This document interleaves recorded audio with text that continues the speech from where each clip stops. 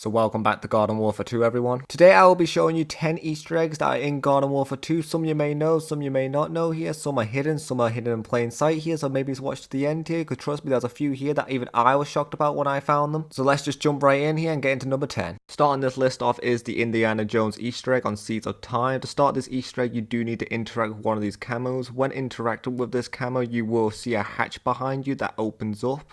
When falling down this hatch, you will realise there is a bulldozer heading towards you, which is obviously the reference for Indiana Jones here from one of the movies. It's one of the more known Easter eggs here, so that's why I put it at number 10 here, so let's move on to number 9. At number 9 we have got Crazy Dave's tomb Easter egg, obviously known as this word right here. If you go to the room to the left here, you will realise there is like a tomb thing on the floor here. Stand on top of this and you'll realise there's a door that will open up magically.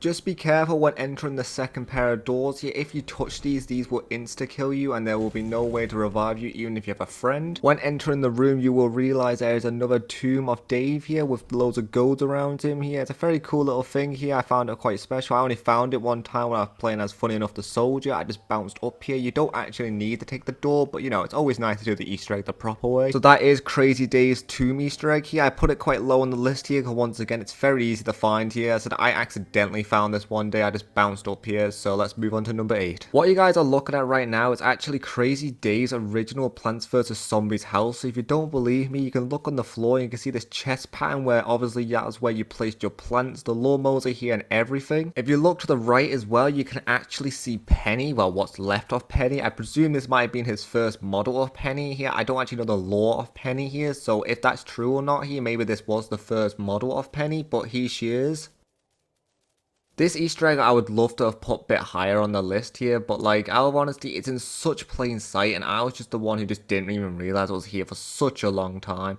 So yeah, here it is. Yeah, I put it at number 8 here, so let's move on to number 7. At number 7, we do have the moon-based sea machines here. Did you guys know that these machines right here are actually interactable and they will give you small little facts? Some of them are just to make you laugh, like something about 90% of the moon's made of cheese, but some of it's actually fact. Like something about Venus is the only planet that goes anti-clockwise. Like I did not know that, and I actually googled it and I found out it's actually facts. This was one of those Easter eggs that were quite weird to me because it's like, it's Plants vs Zombies trying to educate me right now? Because if so, that is pretty cool, but like I said, some of the facts are not even facts. They're just like, you know, as I said, 90% of the moon's made of cheese. People at home, the moon is not made of cheese here. Please do not listen to Mr. Sunboss here. Obviously, if you believe in the moon's made of cheese here, you go for it. But I tell you this now, one day when you get yourself up there, it's not going to be made of cheese. You're just going to end up breaking your teeth and have a dentist appointment coming up. But yeah, either way here, it reached the number 7 spot here. It's a very cool Easter egg. You want to learn some facts about the moon or stuff like that, definitely come here. And let's move on to number 6. For the third and hopefully final time that we are on Seeds of Time here, we are going to show you the Dark Souls Easter egg that is located behind this building. Once you've made it to the back of the building, you will find this knight next to a campfire with a sword stuck into it. If you don't know what this reference means in the Dark Souls lore here, this is how they actually save in Dark Souls. They would actually stick a weapon into the campfire and then it would save. That was the only way how to save in that game. As I did say, you can just walk around. You don't need to use scientists here. I kind of just forgot that this was actually an option, and then I was actually trying to speed through this map here because this map is massive. So yeah, definitely one of my favorite Easter eggs in this game. When finding this here, I was actually so shocked to see a Dark Souls Easter egg in a Plants vs Zombies game, but here it is. The actual structure could be destroyed as seen here, so yeah. At number 5, we do have the Aqua Center cannon Easter egg. On Aqua Center, you will realize there is a cannon located on one of the rooftops, but you cannot actually get up there without doing a certain way up here, which I'll show you right now. I'm doing it with low gravity and speed here, but you can do this without these things here, so you know, it's just a bit harder without it, but I'm just going to do it for the sake of making this video. Once getting up there, you will realize it will let you interact with the cannon for just a split second, and then you can shoot yourself off into this building, and once up here, you are technically invincible unless people obviously shoot at you from below. It's technically a really cheap spot to go up to, but obviously it's a bit of fun here. I wouldn't recommend doing this on actual games because it just ruins the fun.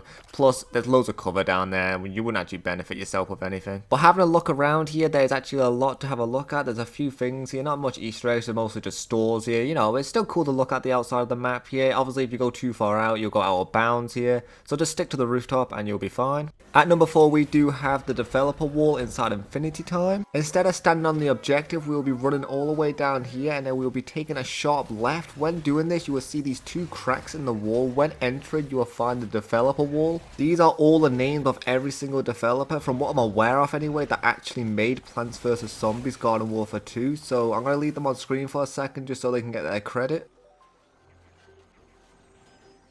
At number 3, we will be talking about the Yeti on the toilet. Yes, you did not hear me wrong here. There is literally a Yeti on this map here that is just sitting there on the toilet. If you look where those bars are, you will see a Yeti just sitting there reading a newspaper while dropping a load here. Yes, this is actually a thing in this game, and I like it. This is by far one of the most funniest Easter eggs that I ever found in this game here. This was just so funny when one day I was just playing with my mates and I was like, is that a Yeti on the bog? So yeah, this man is just dropping a big old shit in the middle of a battlefield right now, and he doesn't give a care in the world. My man. The Yeti itself can't actually be killed or interactable here, but it's still funny to put on this list because I still think it's hilarious that he's just taking a shit in the middle of the battlefield. So let's move on to number 2. The next Easter egg that I'm going to show is unfortunately going to be an image, and the image itself is actually pretty bad here. It looks like it was took by a DS, if you want me to be honest here, but like it's the best I could do here, and I'll explain why I did not do a record on it. So here you go. As I did warn here, this looks like it's been took on a DS, but it was the only image I could find on Google here, so I do apologize again here for the poor image here, and I'll explain why I've not done a video on it. The reason behind it is because you need 16 players to even start this Easter egg. It's very sad that I couldn't actually get any footage of it, but this would be the exact location on where you would have to be here. It said you would need 16 players to emote in this exact area of the cliff area. You'll see this little hole in the distance here. That's where the worm would come out, but I said it's so hard to actually get 16 players all together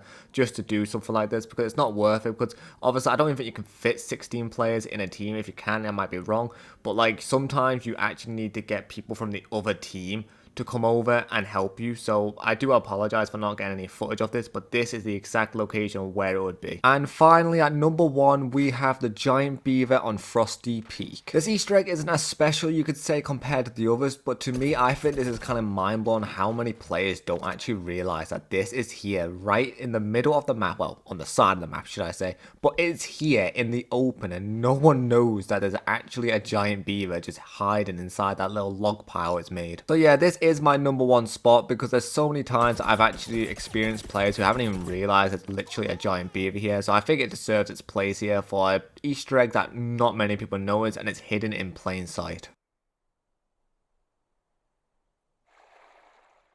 So that is the list, everyone. I hope you enjoyed. If you did, maybe leave a like on the video, subscribe if you're new around here, join the gang on a road to 250 subs, and upload regular Garden Warfare 2 videos just like this one every single day. Thank you always for watching, and I'll see you guys on the next one.